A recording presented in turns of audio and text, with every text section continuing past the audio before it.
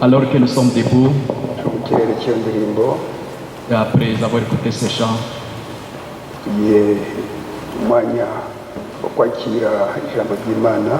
maintenant nous sommes arrivés au temps de recevoir la parole de Dieu.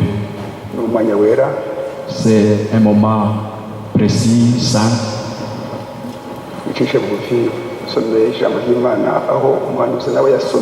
Et nous allons lire le même passage que le prophète a lu.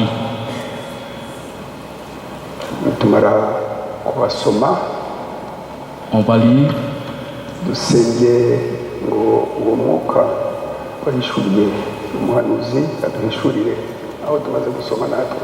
Et l'endroit où l'Esprit a révélé au prophète, que ce soit le même endroit que nous puissions lire.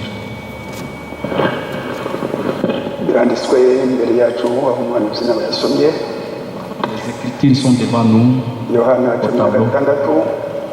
Et Jean chapitre 16,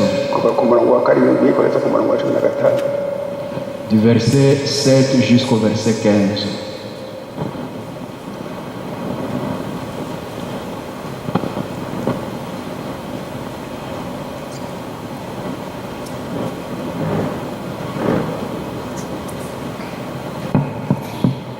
ariko ndababwira ukuri yuko ikizagirira icyo kibamarira ari uko ngenda, kuko ntagenda umufasha atazaza aho muri, ariko ningenda nzamuboherereza. Si vous demeurez en moi et que mes paroles demeurent en vous, demandez ce que vous voudriez et cela vous sera accordé. Yohana 16 umurongo wa 7. Verset 7. Cependant, je vous dis la vérité, il vous est avantageux que je m'en aille, car si je ne m'en vais pas, le consolateur ne viendra pas vers vous, mais si je m'en vais, je vous l'enverrai. Ubwo azaza azatsinda abisi abemeze iby'icyaha ibyo gukiranuka n'iby'amateka. Et quand il sera venu, il convaincra le monde à ce qui concerne le péché, la justice et le jugement. Iby'icyaha kuko batanyizeye ibyo gukiranuka kuko njya kwa data kandi namwe muzaba mutakimbona. En ce qui concerne le péché, parce qu'ils ne croient pas en moi, la justice parce que je vais au Père et que vous ne me verrez plus. N'iby'amateka kuko umutware w'ab'isi aciriwe iteka. Le jugement parce que le prince de ce monde est jugé. Ndacyafite ibyo kubabwira byinshi ariko ubu nimubasha kubyihanganira. J'ai encore beaucoup de choses à vous dire, mais vous ne pouvez pas le porter maintenant. Uwo mwuka w'ukuri naza azabayobora mu kuri kose kuko atazavuga kugwe ahubwo ibyo azumva nibyo azavuga kandi azababwira ibyenda kubaho.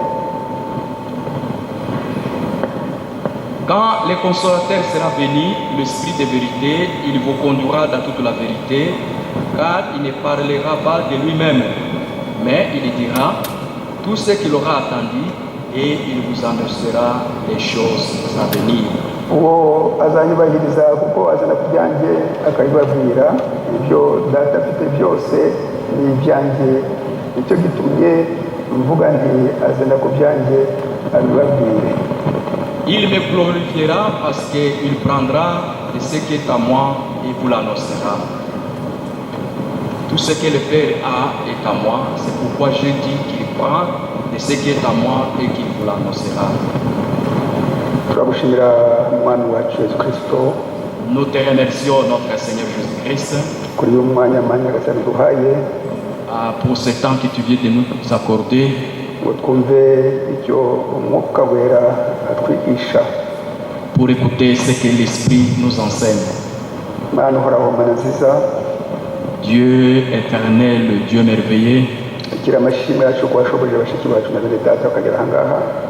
reçois nos remerciements pour les frères qui sont déjà Abari bagera ahangaha Mana Nyagasani baha umwete bihute bagera ahangaha ngo baze.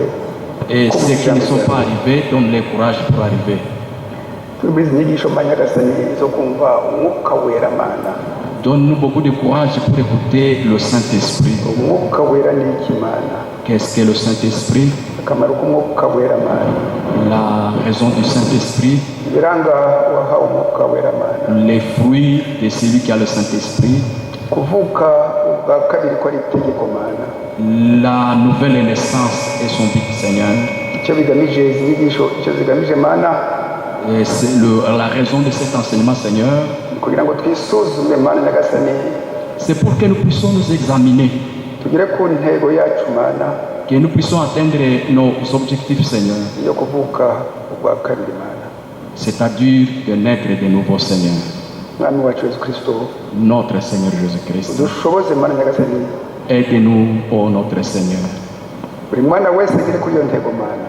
Chaque enfant qui est ici, Seigneur, Mana uhoraho, Mana nziza, Dieu éternel, Dieu merveilleux, imyuka yose yaturangaza itsindwe mu izina rya Yesu Kristo. tout esprit de distraction qu'il soit vaincu au nom de Jésus-Christ. Dutegeye amatwi ay'imitima yacu Mana Nyagasani ngo twumve iri jambo ryawe Mana. Que tu écoutes par nous, Seigneur, pour que nous puissions écouter ta parole. Riduhindure tube koko umugeni wawe udafite ikizinga. Qu'elle nous change, que nous soyons vraiment ton épouse, Seigneur. Mana uhoraho, Mana nziza, Dieu éternel, Dieu merveilleux, akira amashimwe yacu Mana. reçois nos remerciements. Mu izina rya Yesu Kristo. Au nom du Seigneur Jésus-Christ, Amen. Mana bahumugisha wese. Que Dieu vous bénisse tous. Mana bahumugisha. Que Dieu vous bénisse.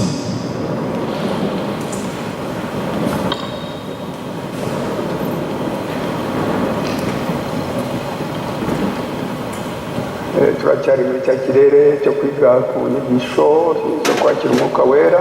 Et nous sommes toujours dans cette atmosphère de l'enseignement sur le Saint-Esprit. tuba twatangiye itariki 19 z'ukwezi kwa karindwi. Là où on a commencé le 19 juillet.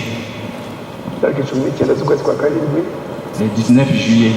Twigishije inyigisho ugomba kuvuka bundi bushya. Où on a commencé avec cet enseignement, vous devez naître de nouveau. Iryo sezerano ryacu. C'est ça notre promesse. Yesu kiranga kuri isi. De la terre ici. Amaze kuzuka. Jésus, quand il était ressuscité, yabivuze inshuro nyinshi. Il a parlé plusieurs fois. N'amagambo ya nyuma ye. Et les dernières paroles, kiri Emmanuel, Imana hamwe natwe. C'est-à-dire Emmanuel Dieu avec nous. Ubyakozwe n'intumwa y'igice cya mbere umurongo wa 5. Dans Actes des Apôtres, chapitre 1er, verset 5. Yesu Kristo abwira intumwa ze n'abamwizera. C'est Jésus qui parle à ses disciples, ses croyants. Yohana umubatiza akabatishira amazi menshi umubatizo wo kwihana. Il dit que Jean vous a baptisé du baptême de repentance. Atariko mwebwe mu minsi mike murabatishwa umwuka wera. Mais vous, dans peu de temps, vous serez baptisés du Saint-Esprit. Igihe cya Yesu ntabwo intumwa zari zifite umwuka wera.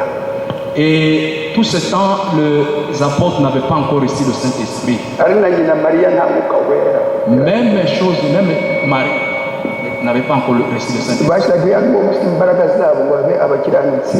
Ils se sont efforcés pour être saints. Ariko nta mwuka wera, ariko Imana igendera kuri gahunda yayo.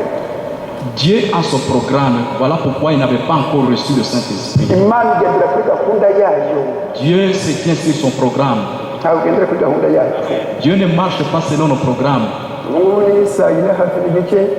Maintenant, vous voyez, c'est 10h30. Saa 5 zibura iminota. C'est à peu près 11h moins. Kanya gato araba ari saa 6. Il y a ceux qui arrivent à Uwabihagarika nyinde. Qui peut arrêter? Uyu mwuka wonyine. C'est l'Esprit lui-même. N'imbabazi z'igitangaza z'Imana. C'est la miséricorde insondable de Dieu. Tugendera kuri gahunda y'Imana. Nous marchons dans les programmes de Dieu. Tucishe bugufi. Humilions-nous. Hepfo buhoro ibyakozwe n'intumwa igice cya mbere umurongo wa 8. Et en bas là, au verset 8, Actes des Apôtres, chapitre 1er, verset 8. Ijambo rya nyuma yababwiye mbere ko azamuka. C'était avant qu'il puisse monter. Ati cyakora. Il dit, mais muzahabwa imbaraga umwuka wera n'abamanukira. vous aurez la puissance quand le Saint-Esprit viendra sur vous. Muzabagabo kumpamya Yerusalemu, Yudaya, Samaria kugera ku mpera y'isi. Vous serez mes témoins de Jérusalem, en Judée, en Samarie, jusqu'aux extrémités de la terre. Arazamuka. Il est monté. Bajya gutegereza isezerano ry'imbaraga umwuka wera uzabamanukira. Ils sont allés attendre la promesse de la puissance du Saint-Esprit. Il dit la promesse pour vous, pour vos enfants et ceux qui sont au loin.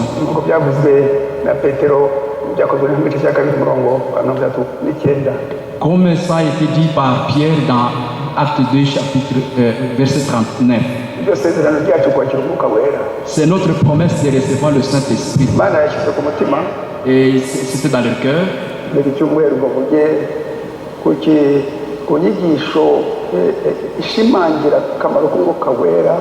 Dieu avait mis dans mon cœur d'insister sur le Saint-Esprit, la raison du Saint-Esprit. Et sur cet enseignement, sur le guide, notre guide, les conducteurs. C'est un enseignement très profond. Je priais Dieu pour que nous puissions saisir, que je puisse aller lentement. Ici, dans ce monde, nous sommes comme dans un parc. Et quel parc?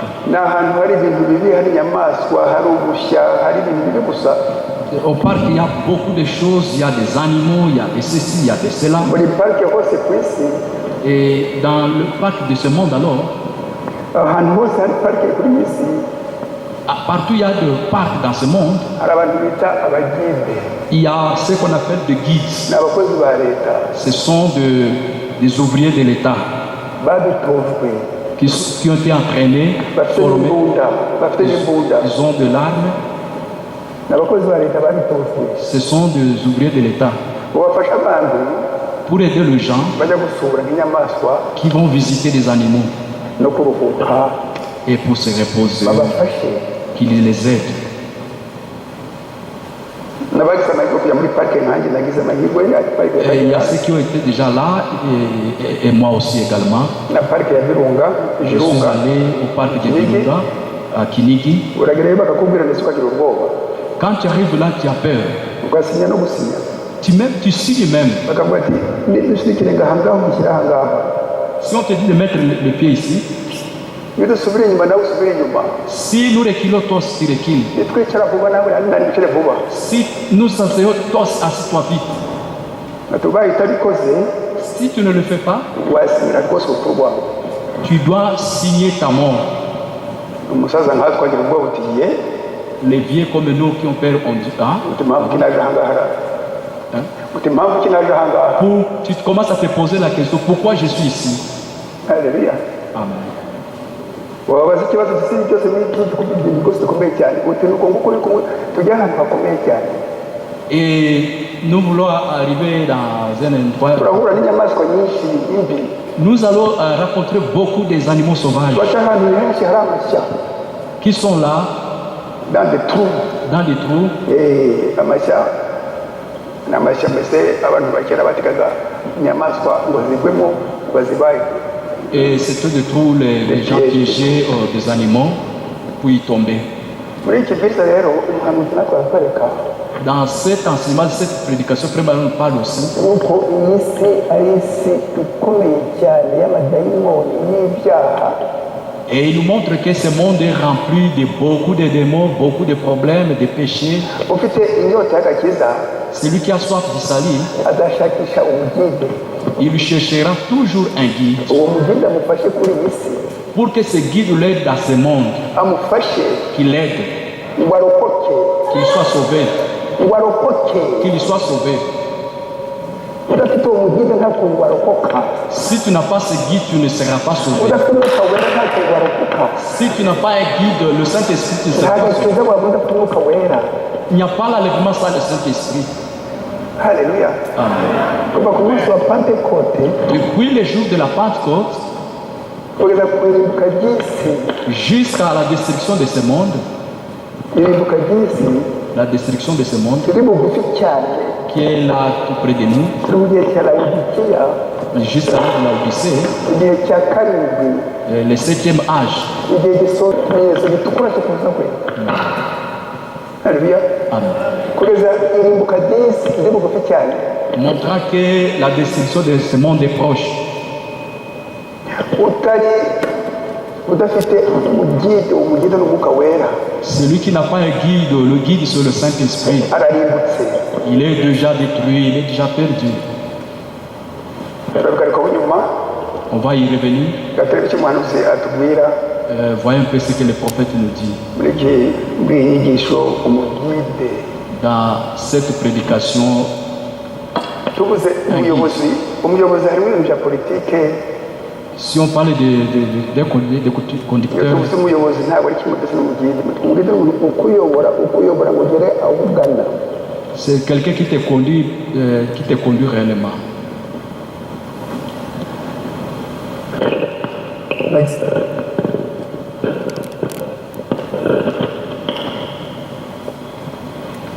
mu cyongereza guide En anglais, un guide, mu gifaransa guide le guide, un guide, en mu français. kinyarwanda umugide En Kinyarwanda, on a traduit umugide.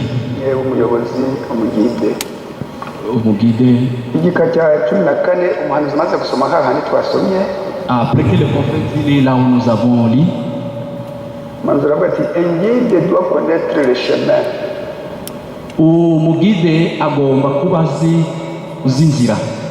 il doit savoir où il va et ce qu'il fait Agomba kumenya aho ari kujya. et comment prendre soin de vous sur la route N'ukuntu mbese yabarinda mu nzira. haleluya Amen. ukuntu yabarinda mu nzira Ils doivent veiller à ce que vous ne vous égariez pas. Hein? Ils doivent veiller à ce que vous ne pouvez pas égarer. arakora uko ashoboye kose kugira ngo mutatakara mutajya kure y'inzira. C'est un homme qui a été sélectionné. Ni umuntu watoranijwe. C'est l'État qui sélectionne cet homme. Ni umuntu watoranijwe uwo muntu. Il est un guide. Ni umugide. Alléluia. Ngo tutava ku nzira. Pour qu'on ne soit pas perdu, on ne puisse pas Inzira quitter. yihe? Quel chemin? Inzira y'ubugingo buzabana iteka n'Imana. Et le chemin de la vie éternelle avec Dieu. Inzira y'ubugingo buzabana iteka n'Imana. Cette vie où nous serons avec Dieu éternellement.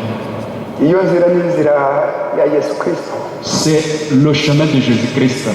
Akiranga kuri iyi si Quand il était encore ici sur la terre, yabyivugiye wenyine il dit moi, muri Yohana 14 Jean 14, umurongo wa 6 au verset 6, ati ni njyewe nzira c'est moi le chemin, n'ukuri la vérité n'ubugingo. et la vie. Ni njyewe nzira C'est moi le chemin, n'ukuri et la vérité n'ubugingo. et la vie. Udaciye muri iyo nzira Si tu ne passes pas par le sang de Jésus-Christ ngo uje mu itorero rye pour aller dans son église, uri hanze yo gushaka kw'Imana.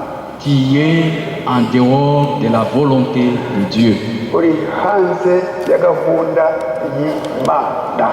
qui est en dehors du programme de Dieu. Abakurikira inzira z'abantu Ceux qui suivent le chemin humain ndetse bamwe bakavuga yuko batemera Yesu Kristo et ceux qui disent qu'ils ne croient pas à Jésus-Christ, bafite uburenganzira bwabo. ils ont leur droit.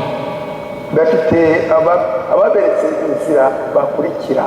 Il y a ceux qui nous ont montré le chemin à suivre. Banditse n'ibitabo Ils ont même écrit des livres by'abantu bakurikira. que les gens suivent.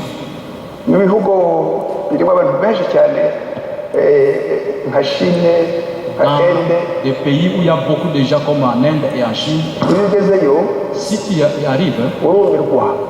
tu dois être conduit. Urumirwa neza pe. Et tu t'étonnes réellement, tu t'étonnes. Ugasanga abantu basenga ikibindi n'iki ngiki. Tu peux voir les gens en train de prier ces marmites. Ugacece kugeza ikintu uvuga bakumara. Et tu dois te taire, sinon on va te faire du mal. Bandi basenga imana zabo. Ils prient leur Dieu. Hariho abanditse ibitabo, abagize ubwenge. Il y a ceux qui étudient. Inyota yo gushaka Imana ni kamere ka muntu. Et la soif pour chercher Dieu, c'est vraiment naturel. Ni kamere ka muntu yuko ari ibintu byinshi birenze ubwenge bwacu. Et c'est naturel et ça dépasse notre entendement. Mu kanya gato navuze ibintu gusa nka bibiri. Et je peux parler de deux choses. Navuze n'umuntu ni Satani. Je vous ai dit que c'est déjà 11 heures. Mu kanya gato araba ari saa sita. Après, ça sera 12 heures. Birenze ubwenge bwacu. Ça dépasse notre entendement. Ntawe bihagarika. Personne ne peut Ni arrêter. umwuka wonyine. Il n'y a que l'esprit. Urenze ubwenge bwacu. Même le souffle que nous avons, Ari akatsi konyine akatsi ngo kamere gakure. et voir même une plante pour pousser. Urenze ubwenge bwacu. Et ça dépasse notre entendement. Umuntu agatekereza Quelqu'un pense ibintu birenze ubwenge bw'umuntu. et pense sur la pensée de Akavuga ati hariho izindi mbaraga zindi il y a une autre puissance zibigenga. et qui domine, Umuntu wese atekereza aho hantu. qui domine nos vies. Cyane cyane ndetse n'umuntu agize intege nkeya arwaye cyangwa afite ikibazo, Surtout quand tu es malade, tu as des problèmes ushakisha izo mbaraga ngo zigufashe. et tu cherches toutes ces puissances pour t'assister. Niyo mpamvu abantu bashyiraho amadini. Voilà la raison pour laquelle les gens mettent des religions. Amadini atemera umwami Yesu Kristo Imana Les religions qui n'acceptent pas Jésus-Christ afite abayoboke benshi cyane ahangaha ku isi. a beaucoup d'adeptes dans ce monde. Ahangaha iwacu mu Rwanda, Ici, chez nous au Rwanda, Imana ishimwe, Dieu soit loué, ibyo bintu ntabwo bihari. ces choses ne sont pas. Niyo ibyo nane bihari ariko nta mbaraga bifite. Même s'il y en a, ce n'est pas vraiment. il n'y a pas Hariho de- abandi noneho Mais ailleurs, bafite Bibiliya il y a ceux qui ont maintenant de Bible bavuga ko qui disent que bizeye bemera umwami Yesu Kristo qui disent aussi qu'ils croient au Seigneur Jésus-Christ. ariko bamuvuyeho Mais ils l'ont déjà quitté. bamuvuyeho bate Comment est-ce qu'ils l'ont quitté? uko ibyanditse mu ngumu Parce que ce qui est écrit, batagikurikiza qu'ils prêchent,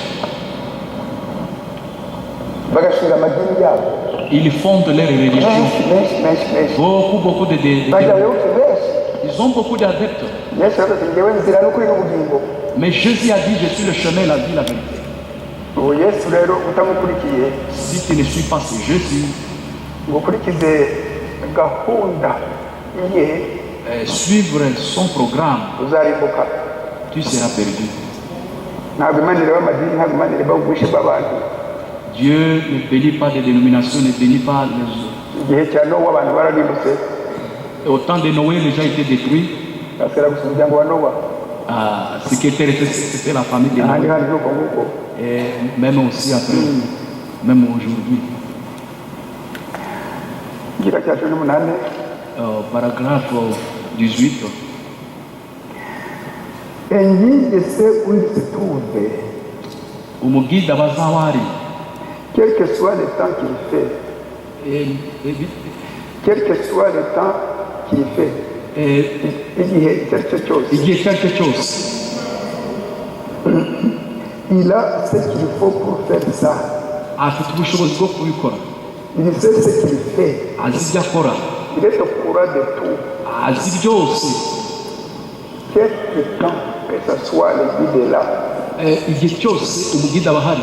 baza kubereka ibihe birindwi Je vais vous montrer dans les étages by'itorero de l'église, des églises, n'ibimenyetso birindwi et le sexo, aho bihurira là où ça se raconte. ukuntu umugeni wa kristo yahuye n'ibibazo byinshi cyane Et comme l'épouse de Christ qui avait rencontré beaucoup de aho problèmes, bihurira là où ça se raconte, ibimenyetso birindwi ibihe birindwi et cet âge d'église et sexo, n'ukuntu umugeni wa kristo et comment l'épouse de Christ, yakurikiye gusa umugide ngo amufashe muri ibyo bihe bikomeye et elle suit seulement le guide qui peut l'aider dans ses problèmes. umugeni afite ibyo bigeragezo byose Dans toutes les épreuves, babifite ibyo bigeragezo kuko aba ari ku mugide ntamuveho pour qu'il puisse vaincre les épreuves, pour ne pas quitter le guide. ntamuveho Il ne quitte pas le guide. akamushikamaho kuva ku munsi wa pentekote kugeza ku wa nyuma uzinjirira ngo yakire uwo mugide yakire umwuka wera Il s'attache à ce guide depuis le temps de Pentecôte jusqu'au dernier élit. bene cyane n'abashiki banjye Mes frères et sœurs, nibyo sengesho ryanjye ngo buri muntu wese afate uwo mugide amukomeze ye kumuvaho haleluya chacun puisse vraiment s'attacher à ce guide qui ne le quitte pas, ye kumuvaho qui ne le quitte pas. cya cya mirongo itatu Au paragraphe 30, le guide comprend les choses et umugide asobanukirwa ibintu, il sait comment procéder azi ko uko yakwigarurira et ce qu'il faut faire. kandi ibisabwa. Dieu a toujours envoyé une guide à son peuple. Igihe cyose Imana iyoreza umugide wayo.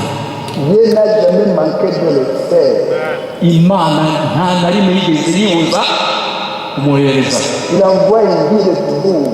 Iyoreza umugide buri gihe. Il nous faut suivre ce guide. Tugomba gukurikira uwo mugide. Il faut le croire. Tugomba kumwizera pour qu'il puisse prendre la direction de nous. kugira ngo afate ubuyobozi bwa byose. Dieu nous envoie une guide pour nous guider. Imana tweretse umugide kugira ngo atuyobore. Il faut suivre ce guide. Tugomba gukurikira uwo mugide. Peu importe ce que nous passons, uko twatekereza kose, ce qui semble raisonnable ou ce qui semble ibigaragara nkaho byumvikana, ce qui semble ridicule, ce qui semble ridicule, ndetse n'ibintu bigaragara nkaho ari ibintu by'ubupfapfa, nous ne sommes pas à même d'en juger. nta mpamvu n'imwe tugomba gucira urubanza C'est l'affaire du guide seul. ni ikibazo ibyo birebana na gide wenyine. Ushatse gufata ijoro ryawe ugasenga, Si tu peux avoir ton jour et tu pries, abatari muri icyo kirere cyawe ceux qui ne sont pas encore arrivés à ton niveau, baravuga ati ariko uriya mubyeyi on va dire mais celui-là, uriya mugabo ni iki, ijoro ryose akararibera, uriya mugabo ni iki. cet homme c'est qui? Il a quoi? Wowe ufata umwanya wawe umusenge, Toi tu prends seulement ton temps pour prier. abandi bari kujya batya bakakureba, Les autres viennent et te ntabwo voient. babyumva, Ils ne comprennent pas. nta mugude bafite, Ils n'ont pas un guide. ils n'ont ariko pas de guide. umugude Mais toi tu as un guide ugushyira muri iyo nyota qui met en toi la soif usabane n'imana yawe, pour communier avec ton Dieu. usabane n'imana yawe. Pour communier avec ton Dieu. Ufite ikirere cyawe, Tu as ton atmosphère. nawe bafite ikirere yuko hari ubwami bubiri gusa kwa gatatu, Il n'y a que deux royaumes ici. ubwami bubiri gusa, Deux royaumes. ubwami bwa satani Les royaumes sataniques n'ubwami bwa yesu kirisito. et les royaumes de Jésus-Christ. Birahabanye, C'est vraiment séparé. birahabanye, c'est vraiment opposé. C'est opposé. Ubwami bwa satani Les royaumes de Satan n'ubwami bwa yesu kirisito. et les royaumes de Jésus-Christ. Igiteye agahinda rero nuko abantu bita abakirisitu, Ce qui est étonnant, c'est que les gens qui s'appellent des chrétiens, abantu bita abakirisitu ceux qui s'appellent des chrétiens, no muri ubu butumwa même dans ces messages, bari mu bwami bwa satani. ils sont dans les royaumes de Satan. Ikigaragaza ni iki? Ce qui le montre, c'est quoi? Ni bya bindi abantu mbese bareba Et c'est ce que les gens, biranga umuntu wavutse kwa kabiri. c'est ce que les gens voient, c'est le fruit là du Saint-Esprit, Kuva muri kamere yacu quittant notre ancienne nature ukakira kamere ya kimana et qui reçoit la nature de Dieu, igaragazwa n'urukundo nyakuri qui se manifeste par le vrai amour, n'amahoro la paix, n'ubukiranutsi la justice, no kwihangana la patience hamwe n'izindi mbuto z'ibyo zose umwuka wera. et d'autres fruits du Saint-Esprit. Ukiyegurira Imana Tu te consacres à Dieu, ukaba umwana wayo, tu sois son fils, aho wasitara gato là où tu peux konye, cogner, aho wasitara gato là où tu peux cogner, ugapfuka ugatega amaboko tu lèves tes mains, uti mana mana, tu dis oh Dieu, tabara umwana wawe mana, secours ton fils, uwo mwuka wera c'est Saint-Esprit, akawugarukamo. et il est là. Haleluya. Amen. Umugide, Un guide. turi muri parike ahangaha, Nous sommes dans un parc. turi muri parike, Nous sommes dans un parc. mu by'umwuka turi muri parike. Nous sommes dans un parc. Amadayimoni ari ahangaha hanze, Les démons qui sont ici dehors, abaturanyi bacu, nos voisins, aho duca, partout nous passons, abafite akazi ahantu bakora, là où nous travaillons, turi muri parike. nous sommes dans un parc. Nta kuntu umuntu yakwishoboza adafite umugide, Personne ne peut vaincre sans un guide. nta kuntu umuntu yakwishoboza adafite umugide. Sans un guide, tu ne peux rien faire. Igika cya 31 Paragraphe 31. turagisoma nyuma. On va lire après. Igika cya 36. Maintenant, 66.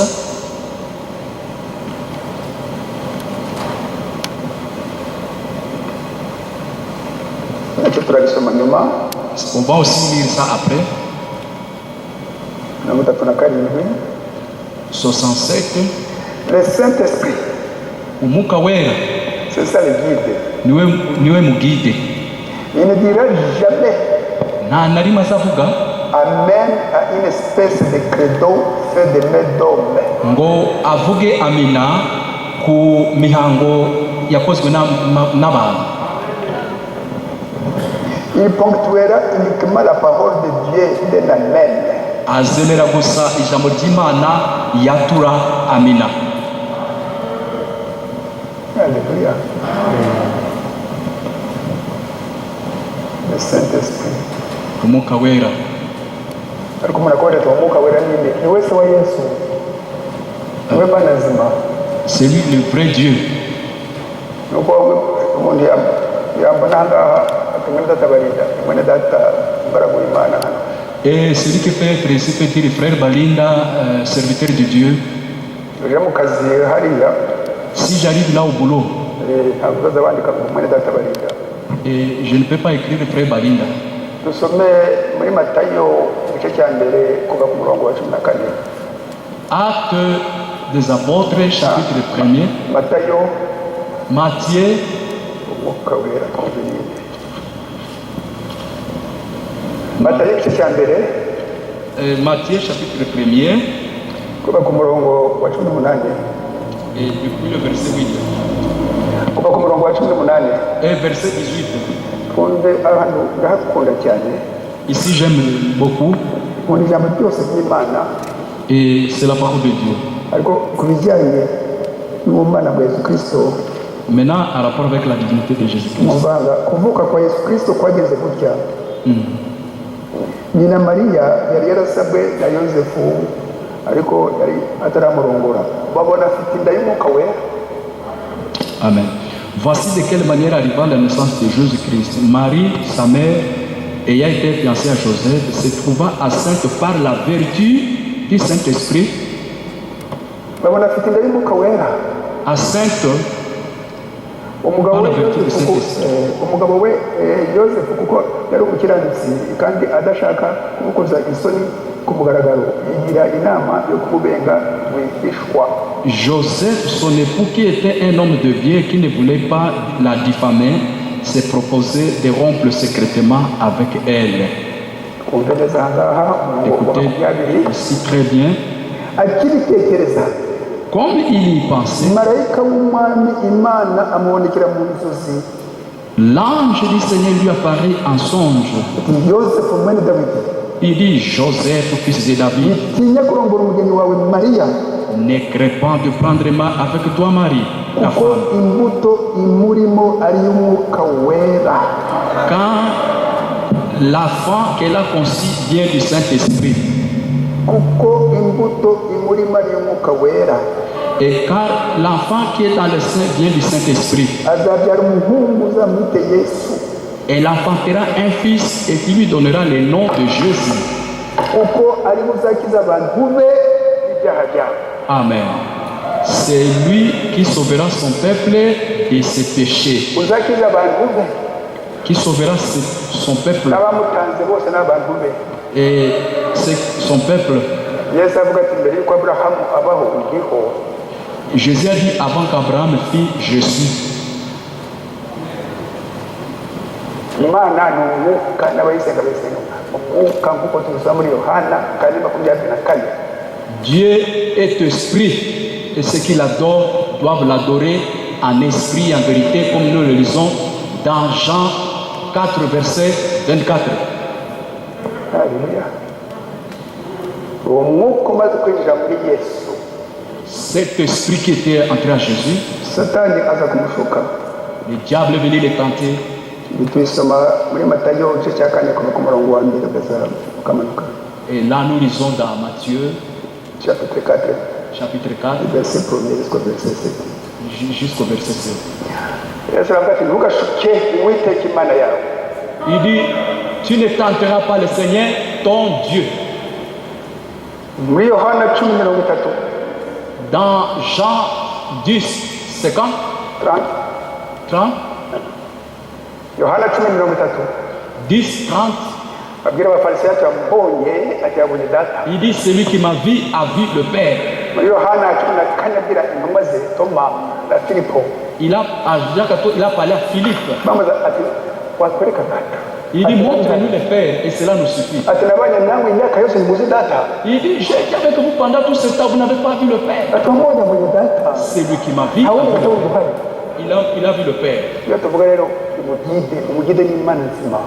Le guide, c'est le Dieu vivant. Umugide ni Imana. C'est Dieu. Haleluya. Ni Imana ijana ku ijana. C'est Dieu à 100%. Haleluya. Natwe abantu uri hano ukagira uwo mwanya urimo, ukagira iyo fonction, ukagira izo nshingano, wagira hari izindi nshingano zindi. Quand toi aussi, tu peux être ici, tu as une fonction, quand tu quittes ici, tu vas ailleurs, sachant qu'il y a une autre fonction. mwene tata wangu yalicara ngaho Notre frère est assis ici. Safari Justin Safari Justin. ni umupasitori kuva muri za mirongo Il est pasteur inani depuis 1980 ubu butumwa dans ses messages. iyo ari imbere il aba ari pasitori Devant ses fidèles, il est. yari hamwe natwe ahangaha abantu baganira ni mwene tata muri Kristo. Quand il vient ici, nous salue, il devient un frère à Christ. iyo ari we mu rugo Quand il est chez lui à la ni maison, papa il y a ce qu'il appelle papa. iyo ugiye gusura abavandimwe be Quand il va base wabo ses frères, umwana ils ont un enfant. bati wa mwana wa makuru yawe mwana Il dit, wa mwana wa makuru yawe et des papas, des grands-papas, ils disent, comment va-t-il ariko encore? akaba ari umuntu umwe Parce qu'ils sont grands que lui. akaba ari umuntu umwe ugira imirimo itandukanye. On a beaucoup de fonctions. uwo mugire tuvuga rero Le guide que nous parlons, mukuremo ibintu bya babuloni imana nyinshi n'ibindi bintu twabayemo. que Dieu enlève de vous toutes ces choses. babuloni ni akavuyo Et qu'il enlève de vous la Babylone qui ni umwijima wa la dini confusion. ni umwijima wa dini ni umwijima C'est les ténèbres. les ténèbres la confusion ni uvange y'umwijima n'ibyo bintu byose C'est un mélange uwo de mugire y'imana nzima. toutes sortes. Donc le guide, c'est le Dieu vivant. Alléluia. Amen. udufasha ngo Qui nous aide tujye muri gahunda y'imana pour aller dans le programme de Dieu. udufasha ngo tujye muri gahunda y'imana. Alléluia. Amen. niyo mpamvu hano tuvuga umwuka wera tukavuga ijambo ry'imana tukavuga imana byose ni kimwe. Et c'est la raison pour laquelle quand nous parlons du Saint-Esprit, la parole, tout c'est la même chose. Quand Paul Igihe Paulo, ce petit pharisien umufarisayo mutoya, qui a reçu le Saint-Esprit quand Ananias l'a baptisé, wakiriye umwuka wera mu gihe Ananiya yamubatije, il est allé en Arabie yagiye muri et Arabiya il a passé 3 ans là-bas. amaraho imyaka 3. Quand il est rentré, Agarutse, il a prêché exactement comme les apôtres qui ont reçu le Saint-Esprit le jour de la Pentecôte. yabwirije neza neza nk'intumwa zakiriye umwuka wera ku munsi wa Pentekote. Neza neza nk'uko muri Gatagatifu yabwirije neza nka Petero, abwiriza neza nka Yohana, abwiriza neza nk'intumwa zose Yakobo n'abandi bandi atarabaye nabo. Il a prêché exactement comme Pierre, Jean, Pierre, tous les apôtres qui ont été avant lui. Icyo umuhanuzi avuga aha ngaha C'est ce que les prophètes disent. mu Bagalatiya Dans Galates, igice cya mbere chapitre 1er, umurongo wa 11 wa 12 au verset 11 et 12, arabivuga wowe nyine aravuga ati nta muntu wanyigishije ijambo ry'Imana ni Yesu Kristo wampishuriye ijambo ry'Imana.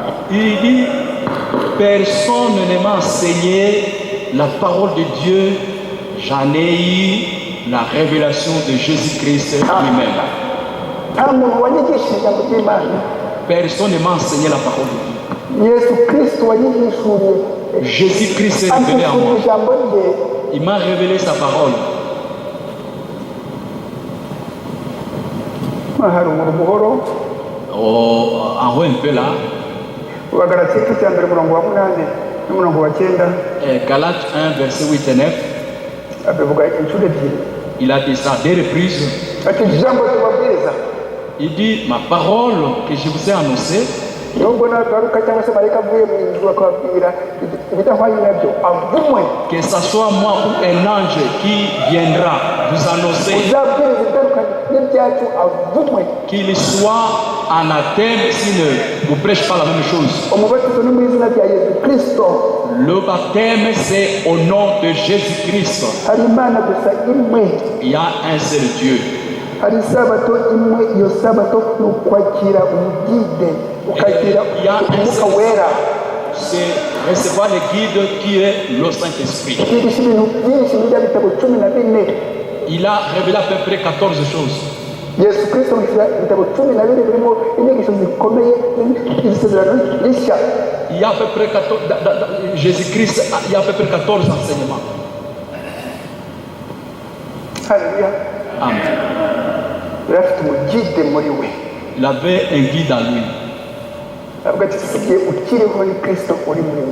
Il a dit, ce n'est plus moi qui vis, mais c'est Christ qui vit en moi. Alléluia. Amen. Et Frère Branham aime beaucoup Paul, il va parler de lui. Quand il est allé rencontrer Pierre, après 14 ans,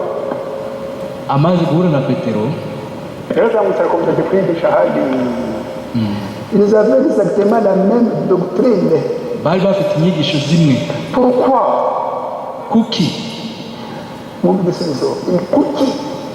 Le même Saint-Esprit, le même guide qui était sur Pierre, qui était sur Jean, il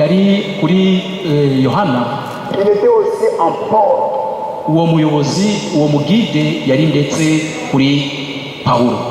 Ils baptisaient tous au nom du Seigneur Jésus-Christ.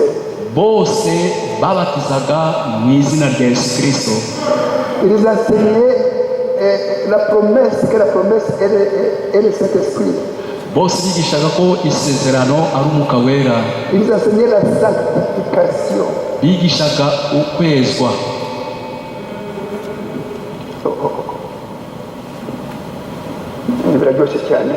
C'est tellement bon. Le guide ne va pas amener un dans cette direction-ci et l'autre dans la direction là-bas.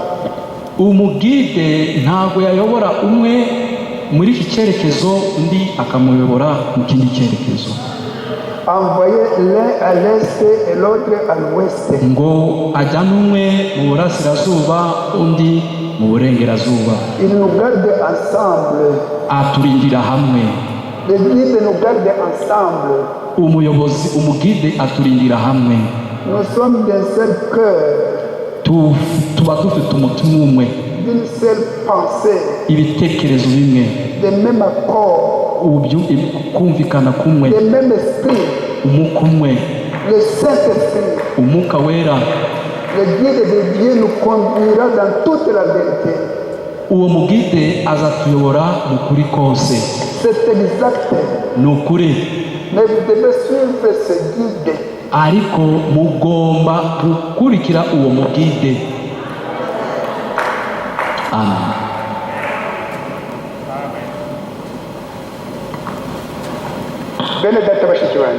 Mes frères et sœurs, dans ce message,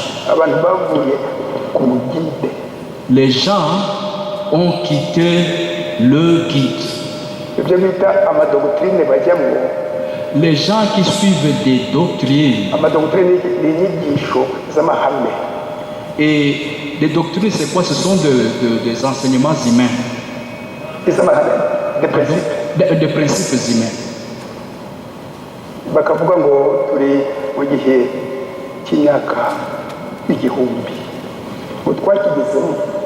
Ils disent que nous sommes déjà arrivés au millénium.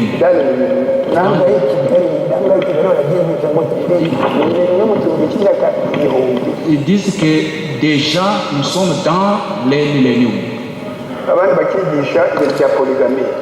Les autres enseignent la polygamie. C'est un frère qui cherchait beaucoup de nos sœurs. La polygamie.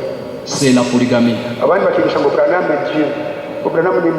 Et les autres disent que notre frère Branham est devenu Dieu. Ils baptisent même au nom de frère Branham.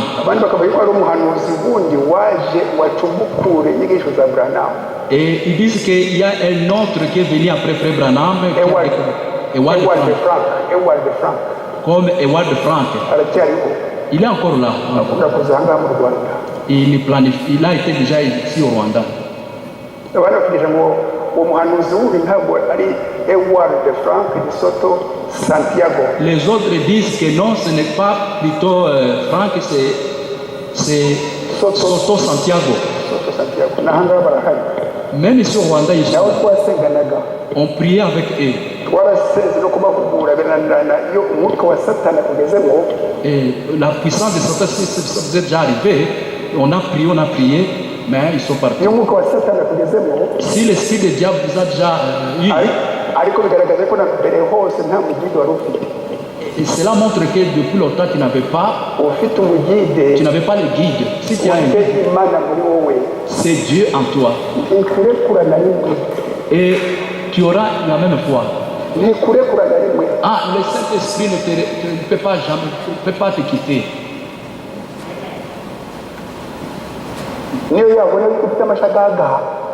Même s'il voit, il y a déjà ici. Ah, s'il voit que Dieu peut même te ramener vite à la maison, il te dit, la mort est prématurée. Dieu te reprend. Il dit, tu es ma semence, je ne peux pas te perdre. Comme Dieu récupère et prenne des enfants de... Si tu as le cachet de cet esprit, tu ne peux pas être perdu. Si tu as le cachet du Saint-Esprit, impossible que tu te tues. Tu peux avoir des problèmes, des épreuves, mais tu resteras toujours attaché à ce Dieu. Ça c'est Romains chapitre 8, verset 35. Qu'est-ce qui peut me séparer de l'amour de Christ? Et ce sont des épreuves, les soucis, la frustration ou la persécution. Rien ne peut me séparer de l'amour de notre Seigneur Jésus-Christ. Les prophètes, ils nous exhortent à rester avec ce guide.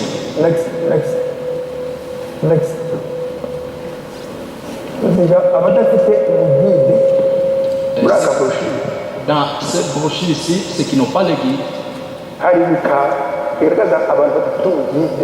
y a le paragraphe qui montre les gens qui n'ont pas le guide.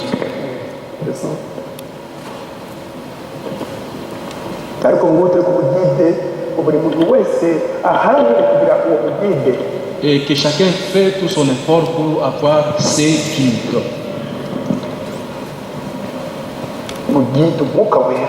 Et le guide de ce qui, c'est le Saint-Esprit. Alléluia.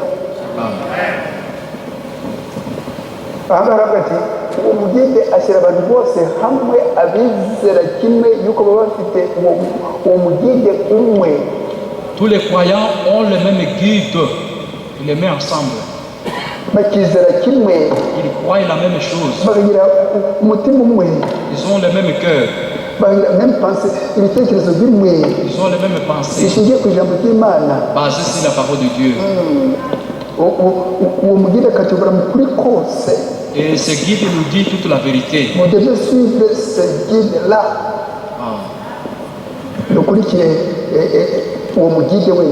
Amen. Au paragraphe 64. Cornélio, c'était un grand homme, yari umuntu ukomeye, un homme respectable. Umuntu wibasha. Il respectait les Juifs. Yubahaga abayuda. Yari umuroma. C'était un Romain. Afite abasirikare tegeka benshi. Il avait beaucoup de militaires. Tugiye Palestina. Dans ce temps-là, yari colonie itegekwa n'abaroma. C'était une colonie dominée par des Romains. Il respectait les Juifs. Car il savait que les religions étaient la bonne.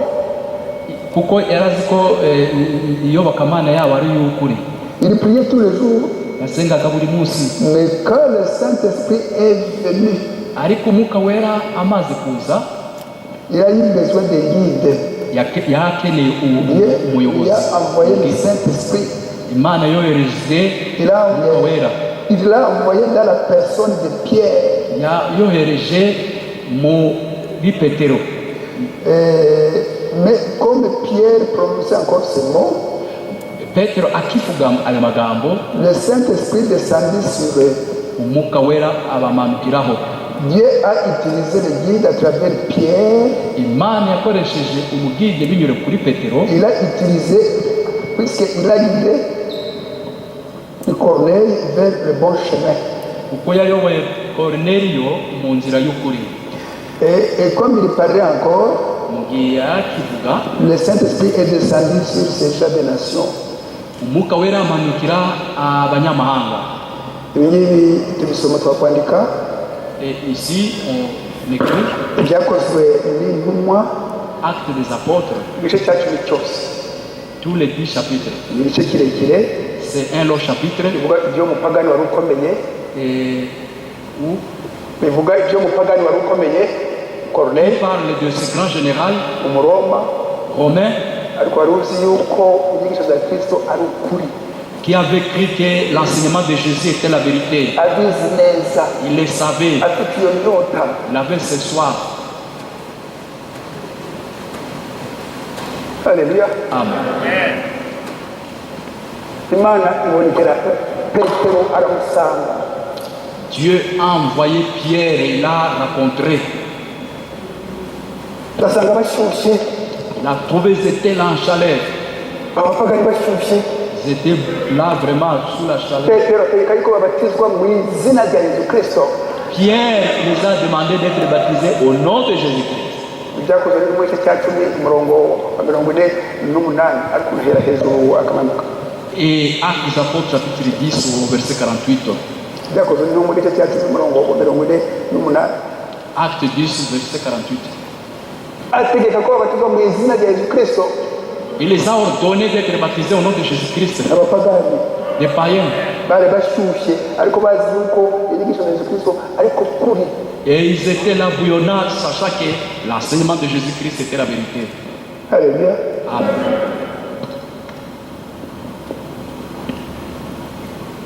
Biri ku gika cya 46 Au paragraphe 66, 46. 46. Ne contestez jamais la parole de votre guide. We kwanga na rimwe, we kupinga ijambo y'umugide wawe. Notre guide c'est le Saint-Esprit. Umugide wacu ni umwuka wera. Le Saint-Esprit c'est la parole. Umwuka wera ni ijambo. La parole qui vient à travers les prophètes. Ijambo riza rinyure mu bahanuzi. Umuhanuzi ni ijwi ry'Imana. Le prophète, c'est la voix de Dieu. Umuhanuzi ni umunwa w'Imana. Le prophète, c'est la bouche de Dieu. Umuhanuzi ni umuhuza wacu n'Imana. Le prophète, c'est notre intermédiaire avec Dieu.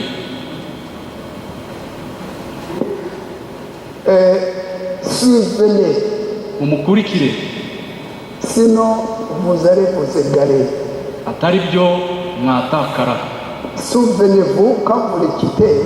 Mwibuke iyo mumuvuyeho, vous vous retrouvez tous seuls. wisanga uri wenyine. Donc nous voulons rester près du guide toujours. Rero turifuza kuba igihe cyose turi hafi yande y'umugide. Toujours. Igihe cyose. Alléluia. Amen. Mon guide ni umwuka wera. Le guide là qui est parlé, c'est le Saint-Esprit. Cet acte de l'église. Hari ibika bibiri tutavuze. Le deux paragraphes qu'on n'a pas lu.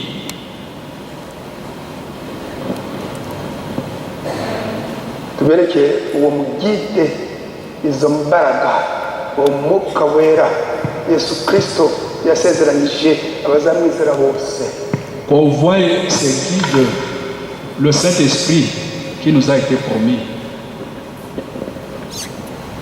Ndiga dusome igika cya 31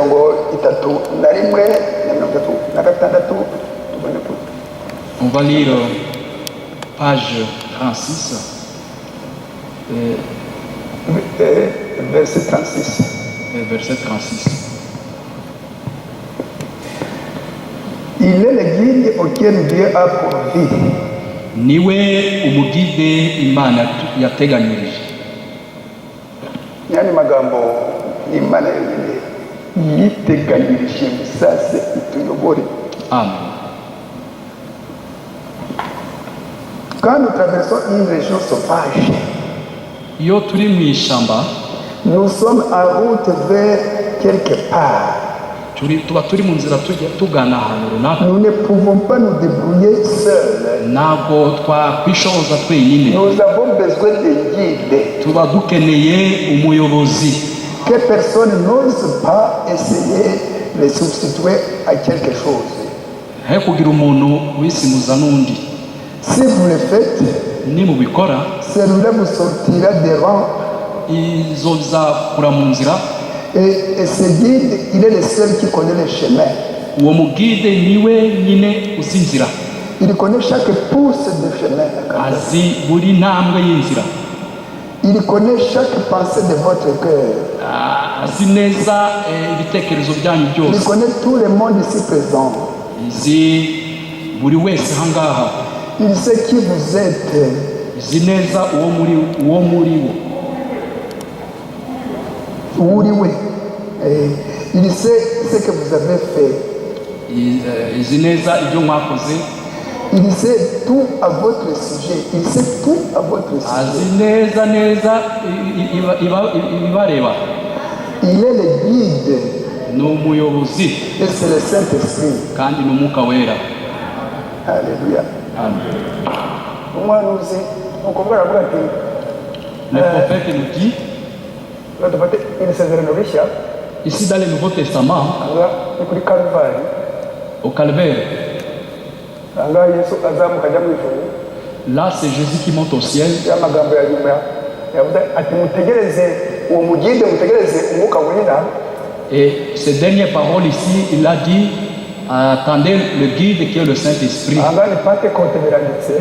Ici c'est la Pentecôte qui est arrivée. Kuva ngaho uwo mugide rero Depuis ce temps-là, ce guide, aradufasha muri iyi parike il nous aide dans ce parc, ngo atuyobore qu'il nous conduise kuva aha ngaha ukagera ku muntu wa nyuma hano. jusqu'à la dernière personne ici, izamurwa en l'enlèvement, waducishe muri iyi parike ingana itya.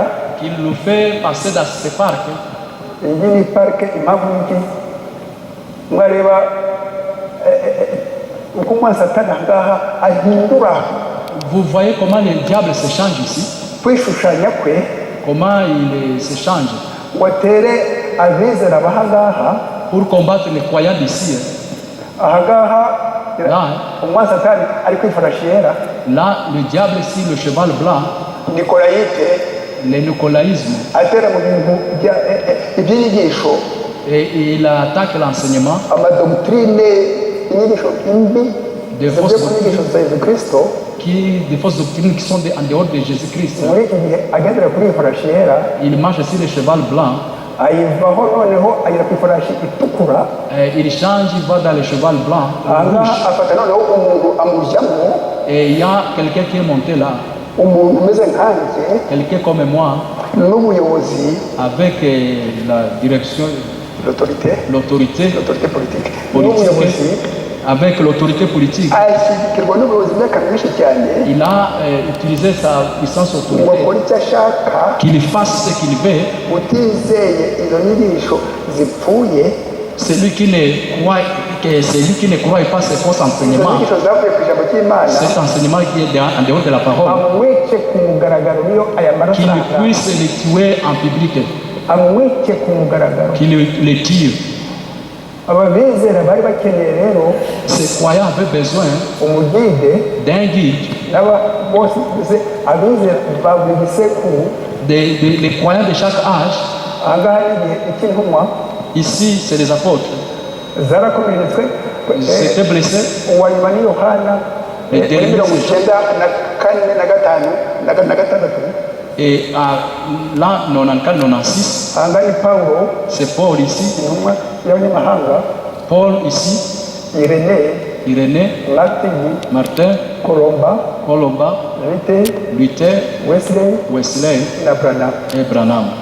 aba bose rero bari bafite umuginde muri bo, Et tous ces gens voyant cet enseignement, bakira ubutumwa bw'Imana, ils reçoivent les messages de Dieu, bakira ubutumwa bw'Imana ils reçoivent le message de Dieu babushyikiriza abantu pour donner aux gens bagamije intego gusa imwe, en ayant un seul objectif.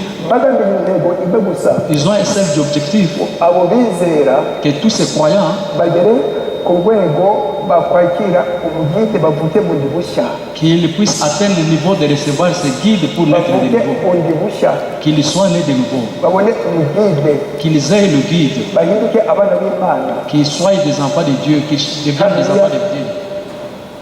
Haleluya. Amen. Dore nk'ahangaha umwa Satani ariko afite ifarashi y'ikijuju. Et ici, avec le cheval pâle, Iyi farashi ishushanya umwa Satani ufite amayeri menshi cyane. ça montre le diable qui a beaucoup de malignité. Amayeri ya mbere dore ngaya, C'est malignité qui est en dehors de la parole. Bibiliya yera akayifatanya rwose mu kwaha. Il prend vraiment la Bible sur ses épaules. Il vient, mes frères et sœurs, tuje ahangaha twese nous venons tous ici, ngo dusenge umwami Yesu Kristo. que nous prions le Seigneur Jésus-Christ. Umwami Yesu Kristo rero C'est Jésus-Christ-là.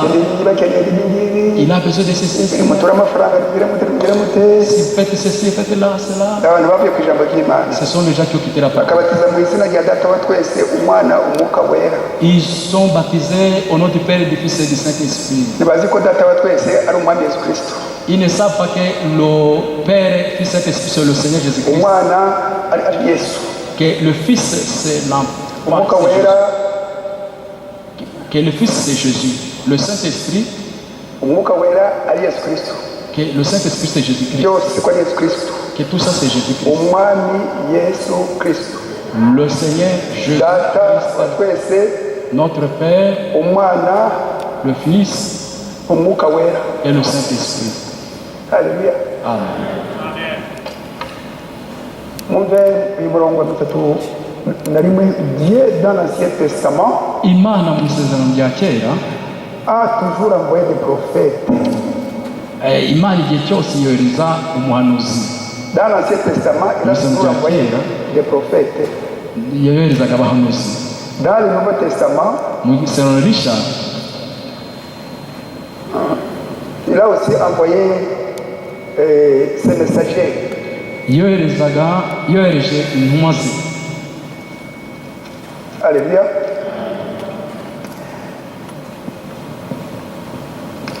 Puisque la parole du Seigneur vient aux prophètes, Kuko ijambo rizira abahanuzi, c'était des guides. bari abayobozi.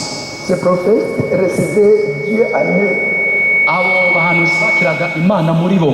Ils donnaient des directives aux gens. Batangaga imirongo ngenderwa ku bantu. Ainsi donc, Noneho Dieu a toujours envoyé ses guides. Imana igihe cyose yohereza abayobozi bayo. Toujours. Igihe cyose. Il n'y a jamais eu un temps où il n'a pas eu de guide. nta na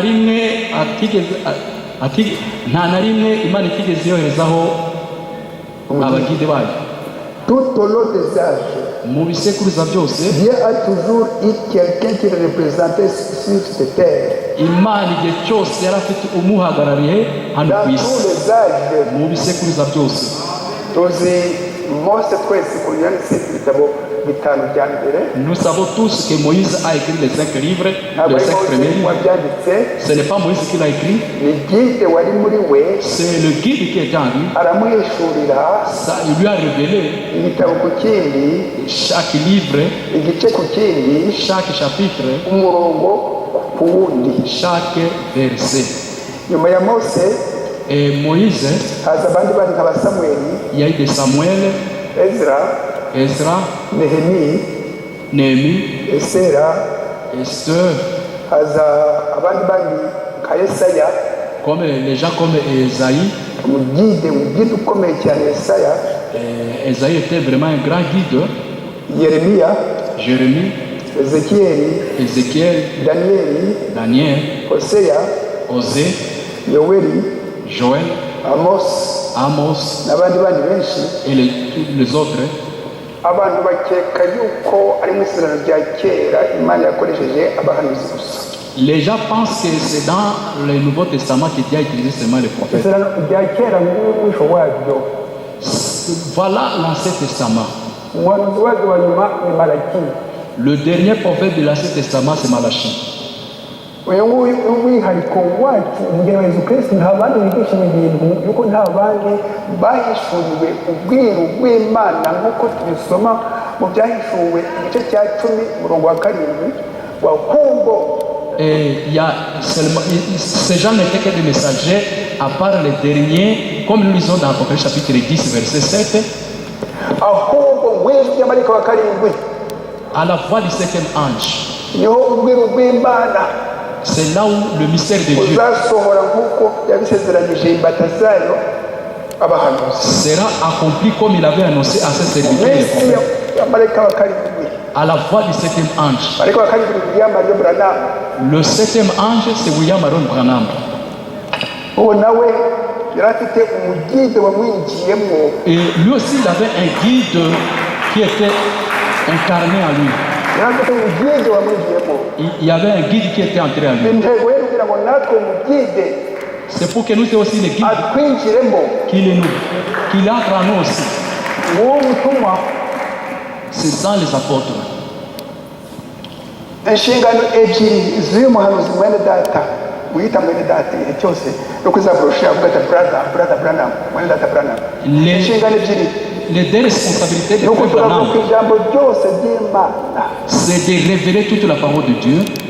kutugarura ku ijambo ryose C'est de nous ramener dans toute la parole de Dieu. inshingano yindi ya kabiri Et deuxième raison, deuxième responsabilité, ni uguhishura ubwiru buri mu ijambo ry'Imana, ariko nta kindi gihe kindi gisigaye, twebwe turi umugeni wa nyuma. et c'est de révéler toute la vérité qui se trouve dans la Bible, parce qu'il n'y a pas un autre temps, nous sommes la dernière épouse. niyo mpamvu ibi ngibi byose biri mu ibyahishuwe ariko bisigara ari ubwiru bukomeye. Et c'est pourquoi ici il y a les actes des apôtres, ibihe birindwi by'itorero le 7 âge de l'église, mu byahishuwe igice cya kabiri igice cya gatatu à Apocalypse 2, verset 2, chapitre 2 chapitre 3, amatabaza arindwi les 7 chandeliers, ibyahishuwe biri muri igice cya mbere umurongo wa 20. c'est Apocalypse 1er, verset 20, inyenyeri indwi, le 7 étoiles, ibyahishuwe igice cya mbere umurongo wa 20. c'est Apocalypse chapitre 1er, verset 20, ibimenyetso birindwi, les 7 sceaux, ibyahishuwe 6:8. et c'est Apocalypse chapitre 6, verset 8, impanda indwi, les 7 trompettes, ibyago birindwi. les 7 aya fleurs. mazina yose wayahishuye ni umugide, Et celui qui a révélé tous ces noms, c'est le guide. ayahishurira mwene data umuhanuzi w'igihe cy'imperuka. Il a révélé ça à notre frère, le awese dernier ntabwo prophète. yari azi yuko ari intumwa. Même aussi ne savait pas qu'il était messager. na Luther nawe ni uko, Même chose Luther. na Colomba nawe ni uko, na Martin na Même Irene. Colomba, Irénée. ibi byose Imana ibihishurira umugeni wa nyuma, Et tout ça, Dieu a révélé ibinyujije mu à la dernière muhanuzi wacu épouse, Branham à Frère Branham. ngo tubimenye.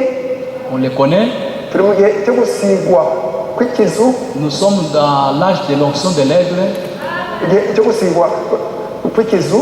L'onction de l'aigle. ikizu uko kizamutse hejuru cyane niko mbese kibona ibintu byiza cyane, L'aigle, plus il monte, plus il voit très bien. ngo tumenye Imana iri yonyine aha ngaha itararema.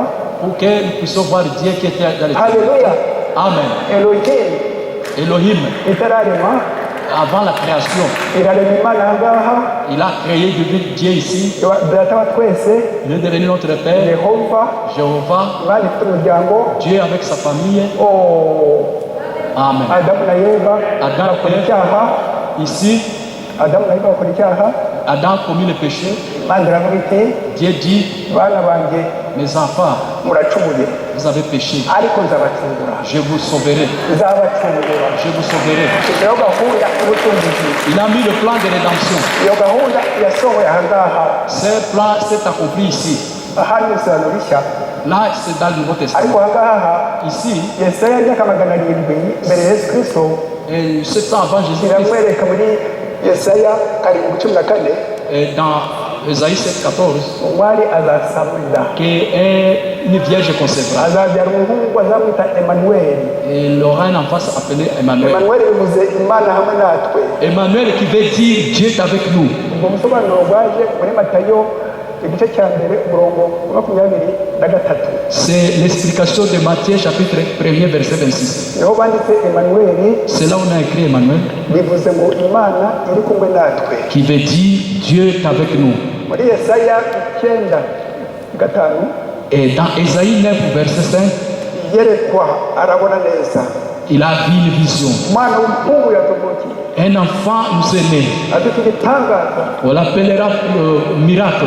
azi kubiteka Il s'appellera Père éternel. kuba imana ikoraho Dieu éternel. umwami w'amahoro Le prince de la paix.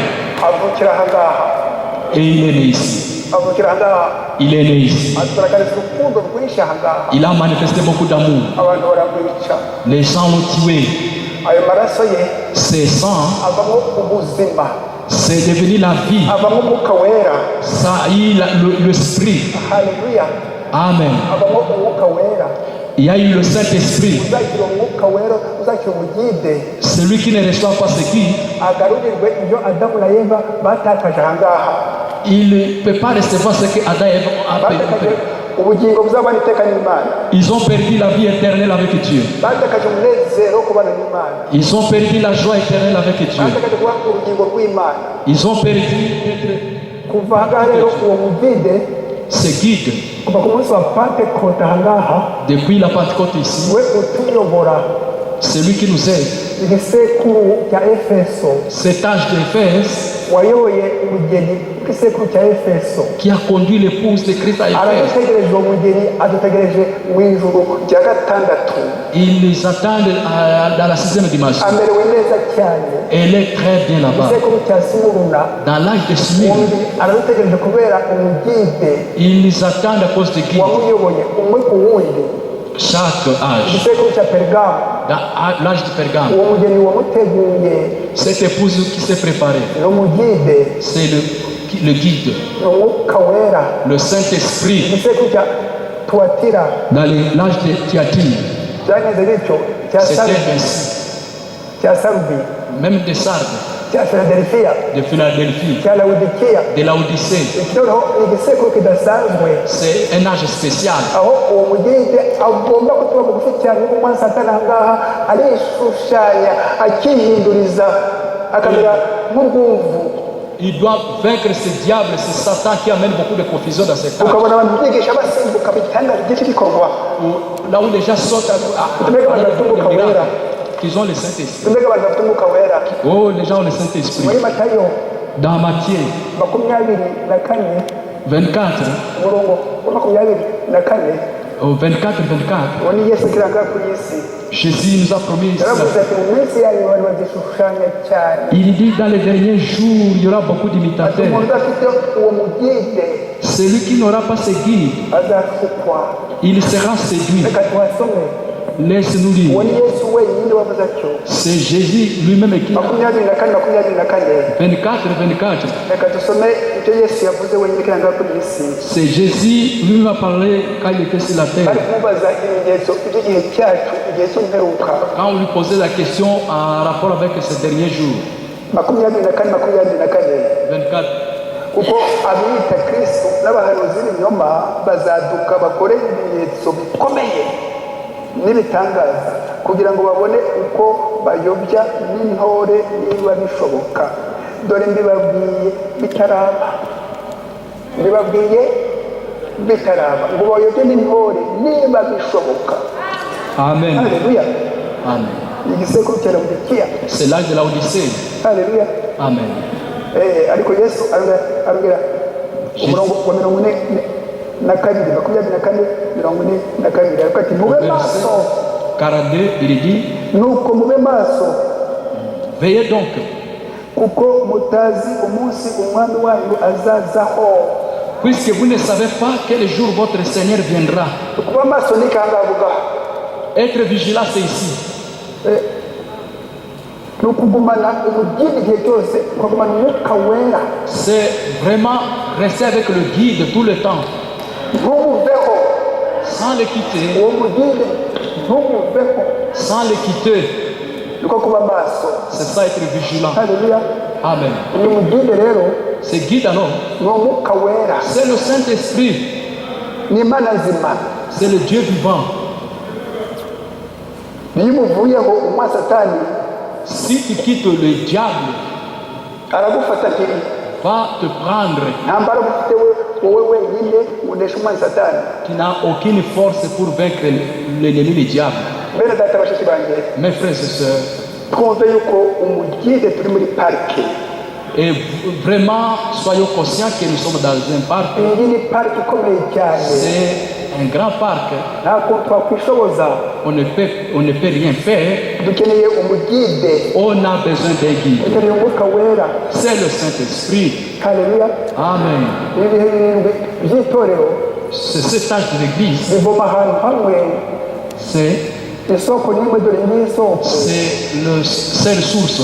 ni isoko, La source, ni umugide, c'est le guide. ni umwuka wera Le Saint-Esprit waje muri iki gihe, qui est venu ici aragenda ngo tugere ku muntu wa nyuma aha ngaha. jusqu'à la dernière personne. Uko Paul yanditse neza mu Baroma Comme Paul a écrit vraiment dans le livre des Romains, igice cya 11 au chapitre 11, umurongo wa 25, au verset 25, ngo dutegereje uwa nyuma nous attendons le dernier uzinjira qui entrera umubare wuzure, pour que le nombre soit accompli. umubare wuzure, Que le nombre soit accompli. umubare w'abantu bakiriye umugide. Le nombre de ceux qui ont reçu le guide. Amasengesho yanjye yuko mushiki wanjye na mwene data mwese muri aha ngaha Ma prière est que- muri uwo mubare Mon frère, ma sœur, que tu puisses être parmi ce nombre. twaba twese birakavuga ati nzaba muri uwo mubare, Que tu puisses dire, je serai dans ce nombre. umubare w'intore, Le nombre de Zélie, umubare w'umugeni wa Kristo, le nombre de l'épouse de Christ, umubare w'abantu bakiriye umugide bakamushyira mu mutima, le nombre de ceux qui ont reçu le guide, ils l'ont reçu dans leur cœur. bakagira umwuka wera, Ils ont reçu le Saint-Esprit. bakabona kashe ikimenyetso ngo wa Ils ont eu le cachet. dans umurimo leur- urarangiye, uracyari kuri iyi si, ariko uri urugingo rw'Imana. Mais tu as terminé ta vie ici, mais tu es une partie de Dieu. Mu b'intego ya buri wese, Que ce soit le projet de chaque personne, mu b'intego ya buri wese, que ce soit l'objectif de chaque personne. iyo sengesho senga, Quand tu pries, haleluya, iyo sengesho rya buri wese aha ngaha, que ce soit la prière de chaque tureke personne. kwishushanya, tureke kwishushanya, On ne soit pas des hypocrites. tuve muri iyi si burundu, Quittons complètement le monde. haleluya, Amen. twakire uwo mugide twese. Recevons ce guide tous. Imana ibahe umugisha. Que Dieu vous bénisse. Duhaguruke. Nous allons nous tenir debout.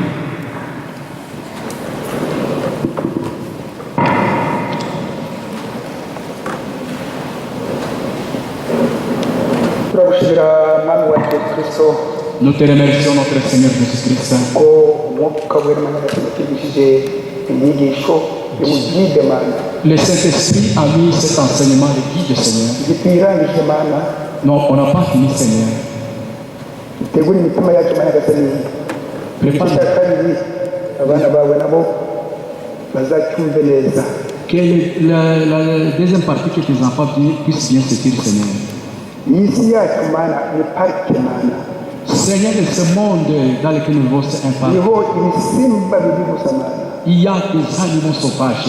Ibyo bisimba Mana ni imyuka ishuka ituruka ku mana Satani. Ce sont des démons, les mauvais esprits. igamije ikintu kimwe Mana, Nous avons une chose, Seigneur. kudukura ku mwuka wera, kudukura ku mana yacu nzima, ngo tujye mu bwami bwa Satani. Et il veut nous faire sortir, nous attirer pour nous faire entrer dans les royaumes de Satan. waratuburiye uratubwira ikiranga kuri iyi si Mana. Tu nous as averti quand tu étais ici sur la terre, Seigneur. urakohereza umwuka wera Mana. Tu as dit que tu enverras le Saint-Esprit. icyo kimenyetso cyo kwakira ijambo ryawe Mana. C'est signe de recevoir ta parole. icyo kimenyetso cyo gucungurwa Mana. C'est signe de rachat, Seigneur. icyo kimenyetso cyo kuba abana bawe Mana. Le signe d'être tes enfants.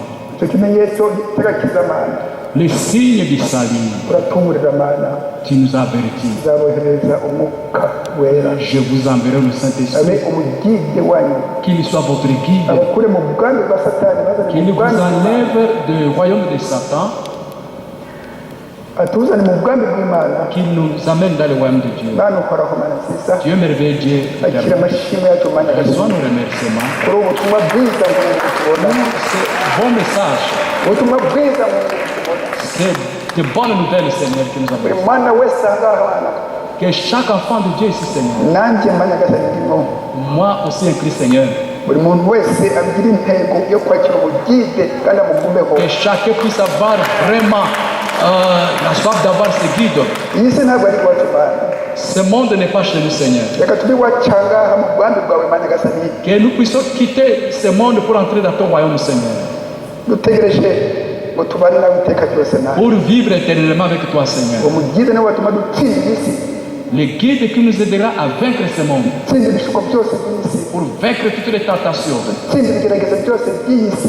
Pour vaincre toutes les tentations de ce monde. Mana ukoraho Mana nziza. Dieu vivant, Dieu merveilleux. umukobwa wawe buri muhungu wawe ushoboze Mana. Ta fille, ton fils que tu l'aides, Seigneur. yakire uyu mugide n'umutima wose Mana. Qu'il puisse vraiment recevoir ce guide à son cœur. yakire umwuka wera Mana. Qu'il reçoive le Saint-Esprit. weretse Mana nyagasani. Je te montre, Seigneur Dieu, abana bawe Mana nyagasani bafite indwara. ceux qui sont malades. tuzi izo ndwara zose.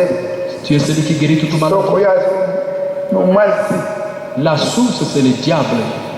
uwo mwanzi Mana nyagasani tubuze amahoro akaduteza indwara. Cet ennemi qui les a frappés de maladies. atsinzwe mu izina rya Yesu Kristo. Qu'il soit vaincu au nom uhora abana bawe Mana nyagasani. éternel Dieu Tout-Puissant. ukiza abana bawe Mana. Guéris tes enfants, Seigneur. ahantu hari umugide haba hari imbaraga nyinshi Mana. Là où il y a le guide, il y a beaucoup de imbaraga puissance. zo kwirukana amadayimoni yose Mana. La puissance est pour ayo vaincre madayimoni tumwe twese Mana nyagasani. ces démons, abafite ibibazo Mana. ceux qui ont des souffrances, ibibazo by'amoko yose Mana nyagasani. toutes sortes de mu souffrances. izina rya Yesu Kristo. Au nom de Jésus, babona igisubizo cyiza Mana. qu'ils aient une bonne réponse, umwana wese avuga ati koko hano hari Mana nzima. qu'ils voient que tu es hano hari vivant, umugide koko. que tu es un véritable ufite Dieu, imbaraga. qui a la hari puissance. Imana nzima. Dieu vivant. Yesu Kristo uko wahoze ejo hashize n'uyu munsi n'ukuri kandi kuzahora iteka. Tu es le même hier, aujourd'hui, igaragaza nk'Imana nzima Mana. manifeste-toi un utubere Dieu vivant. igisubizo. Au nom de Jésus-Christ, dukoreze abashomeri Mana nyagasani. assiste les chômeurs, Seigneur. bagenderere Mana nyagasani baha akazi. Visite-les que tu nous donnes dukoreze abafite ibibazo Mana nyagasani bizuranye. les problèmes, Seigneur. bagendere buri muntu ubere igisubizo cyiza Mana. Que tu puisses les assister, uri Seigneur. umugide wacu. Tu es notre guide. uri Imana nzima. Tu es un Dieu vivant. Mana ukoraho Mana nziza. Dieu éternel, Dieu kira vivant. amashimwe yacu Mana. Reçois nos mu remerciements. izina rya Yesu Kristo. Au nom de Jésus. Amen. Amen. Amen. Amen. Mana ibahe mwese. Que Dieu vous bénisse. Mana ibahe mwese. Que Dieu vous bénisse tous. mwakwicara. Vous pouvez vous asseoir. izi nyigisho zitambuka kuri WhatsApp. Et cet enseignement passe sur le WhatsApp. nimero ya mwene data nguriya. C'est le numéro de ce frère Zéphanie. yahaguruka. Zéphanie, il peut te tenir debout. ya telefone ye. C'est son téléphone. abafite amaflash bazifata. Ceux qui ont des flashs, ils peuvent prendre. bafite amatelefone bafata YouTube. bakwandika Bride Wigamba Barinda. Et ceux qui ont des téléphones, smartphones, ils peuvent aller sur YouTube, ils écrivent seulement Bride Wigamba Barinda. tukaziha n'abandi bana inshuti zacu. Et tu peux partager à nos frères et sœurs. nta kuzihererana. nta kuzihererana. n'est pas Ah, il ne faut pas être égoïste, rester seul avec. tuzisangiza abandi. Partageons cela aux autres. igihe tugiye gutanga amatangazo. Maintenant, c'est le temps de communiquer. bakwerekana itandukaniro ry'itorero. Et on va montrer la différence de l'église. itorero gusa ni rimwe, L'église, itorero ni rimwe, la seule église unique ni ry'umwami Yesu Kristo. de notre Seigneur